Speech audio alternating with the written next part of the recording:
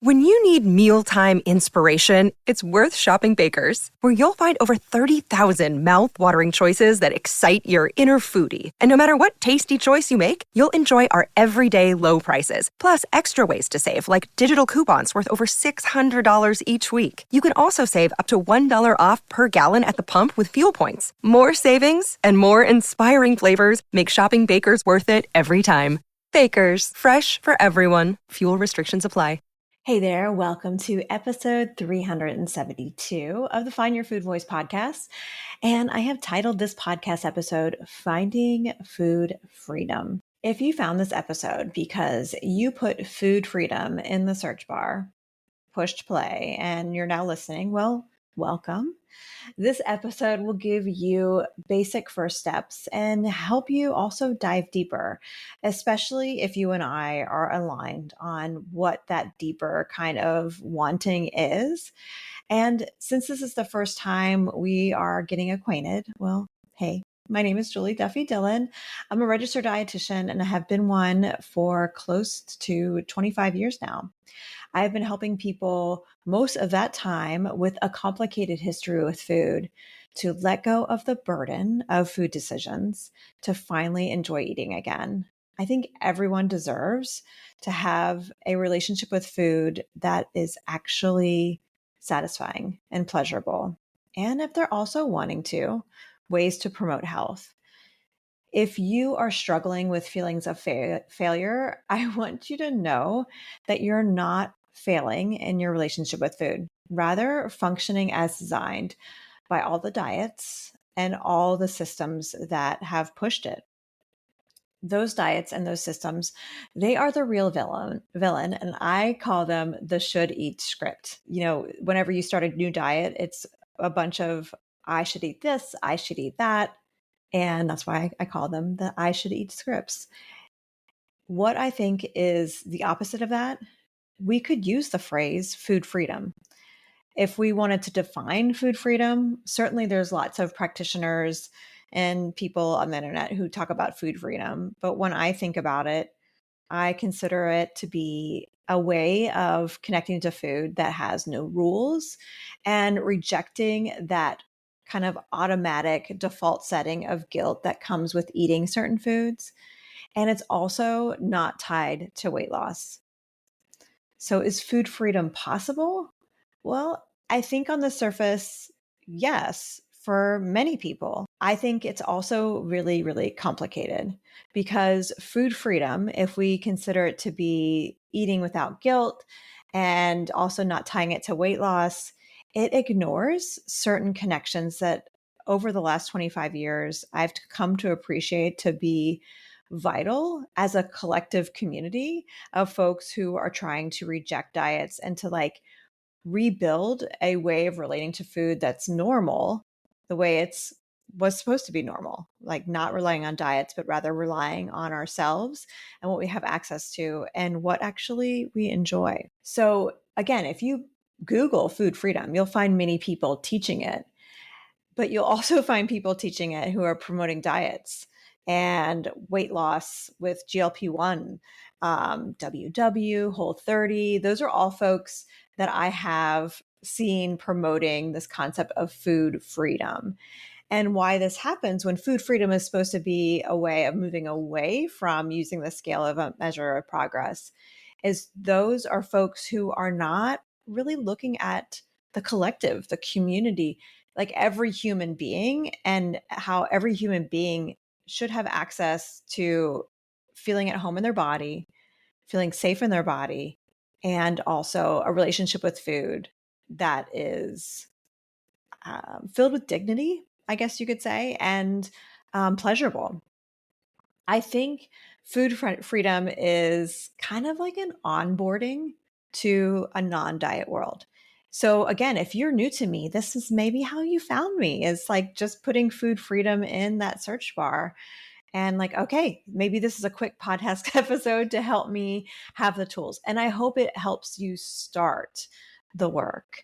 And I think food freedom is more of the first exit ramp off that dieting superhighway to a more nuanced roadmap to rejecting diet culture. So basically, I don't want you to stop at food freedom for you yourself. I hope it's like the first kind of layer that you work through.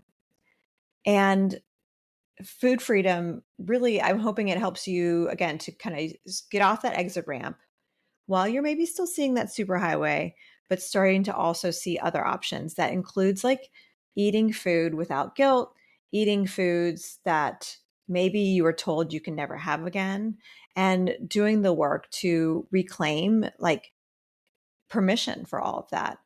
And you might find yourself wanting some kind of structure or concrete ways of helping you make those steps. For many people since the 90s, they did this through intuitive eating. That's how I found non-diet ways of practicing as a dietitian, because I just, after 3 years of helping people to diet, I just couldn't do it anymore because I saw it not working and being harmful. And I wanted to figure out another way, or I wasn't going to be a dietitian anymore. Thankfully, I read intuitive eating. It saved me from quitting my job. And also, it helped me to build a foundation of the work that I do that really has permission as a foundation with your relationship with food. And again, over the last 25 years, I've added more nuance to it as I've learned more. And what I have learned is this is not an individual experience. When you're rejecting diets, you're not only helping yourself in your complicated relationship with food, you're helping someone. When you need mealtime inspiration, it's worth shopping Baker's, where you'll find over 30,000 mouth-watering choices that excite your inner foodie. And no matter what tasty choice you make, you'll enjoy our everyday low prices, plus extra ways to save, like digital coupons worth over $600 each week. You can also save up to $1 off per gallon at the pump with fuel points. More savings and more inspiring flavors make shopping Baker's worth it every time. Baker's, fresh for everyone. Fuel restrictions apply. Save big on all your back-to-school needs, all in the Baker's app. Get 3 for $10 on select Kellogg's Giant-Size cereal. Then get flavorful, fresh Tyson Natural Boneless Chicken breasts, tenders, or thighs for $2.99 a pound, all with your card. Shop these deals at your local Baker's, less than 10 miles away. Or tap the screen now to download the Baker's app to save big today. Baker's, fresh for everyone. Prices and product availability subject to change. Restrictions apply. See site for details. Else in your community to feel more at home in your body. And this kind of brings back to, for me in my brain, like why I didn't call my book that I just finished writing, Find Food Freedom. It's called Finding Your Food Voice. I don't call it food freedom for a reason, because I think about, yes, there's this individual experience for many people, but those many people who can experience food freedom in the way it's described and they can just kind of stop with the individual is because they don't experience food insecurity or poverty. They maybe don't live in a body that experiences a lot of hardship. Maybe they don't experience racism, homophobia, transphobia, xenophobia. Maybe they have a body size that is accepted in their community. But what about people who will never be thin or white or able-bodied? Or what about people who are living in poverty or constantly neglected by their caregivers? Or what about people who are experiencing like starvation because of genocide? Like there are a number of genocides happening all over the world right now. Like, what about food freedom for that person? Don't they deserve access to food freedom? Of course they do. And I know you agree with me. Healing your complicated relationship with food while you have safe, reliable food is important, because as you do that work, you can then help those without the access. Naomi Wolf is a writer from many, many years ago. You know, she was one of the first authors that I read when I was starting to explore breaking up with like dieting and moving away from that as a dietitian. And a lot of her work talks about how a dieting person is easier to control because we're so focused on how our food is supposed to be. And we're also probably not getting enough. So our brain is just not functioning at all its like default settings and levels. So as you start to feed yourself, like you may notice, like you literally start to wake up. And at first you may focus on helping yourself, which is really important. You know, we got to put the gas mask on ourselves, right? Before we help those around us.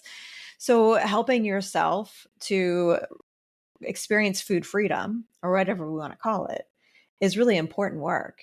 And what I hope, and this is like the big message of finding your food voice, is I hope it doesn't stop there, because as you start to wake up, you will start to see how this is different from other people around you who have different lives, different access. And you may be able to easily connect with people in your community who have different lives. But what about people who are half a world away experiencing genocide and violence and all that? What about people who are living like that? And that's going to take a lot of brain power to help to fix, to help the world be a better, safer place for everyone. So if you're someone who is kind of like, well, I think I just want to work on myself, like maybe Julie, what you're talking about is just not something that is going to be important for me. That is fine. Be well. I hope you experience a relationship with food that feels like permission and helps you to recover. You deserve that. And continue to Google search food freedom, or on TikTok. You'll probably get some excellent next steps, many different podcasts. But I do think of that as just a Band-Aid on a bullet wound, because people experiencing food insecurity, people experiencing racism, homophobia, transphobia, xenophobia, or people experiencing genocide, like those are folks who are the canaries in the coal mine kind of metaphor. Those are people who are experiencing the opposite of food freedom before people of privilege experience the opposite of food freedom.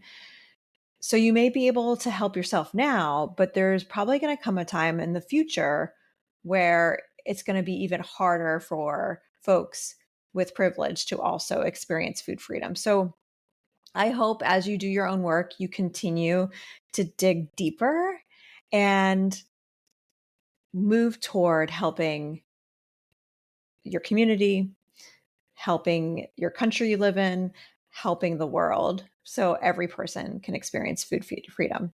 And I've never used food freedom to describe kind of my process of helping people recover their complicated relationship with food. What I have used for many years is a phrase called food peace. And I've actually moved away from that. That's why I didn't call my book Find Your Food Peace. There's a reason. And I'm going to explore that in my next episode. So catch that if you're interested to know a little bit more, to dive a little deeper. And stay in touch. Join my email list. You can join 8,000 fellow voice finders. And I'll leave a link to do that below in the show notes. And I also want to offer you an opportunity to support this independent podcast and YouTube channel. I have a link below as well if you are able to help us to pay for an editing and a team to produce this podcast. And if you cannot financially help us, sharing the episode, leaving a 5-star review, joining our email list, pre-ordering the Find Your Food Voice book, doing any of those things really helps the show grow, and it helps us to continue. And so we appreciate you. Thank you so much. And I'll see you in the next episode. Until then, bye for now. Save on O'Reilly Brake Parts Cleaner. Get 2 cans of O'Reilly Brake Parts Cleaner for just $8. Valid in-store only at O'Reilly Auto Parts. Oh, oh, oh, O'Reilly Auto Parts.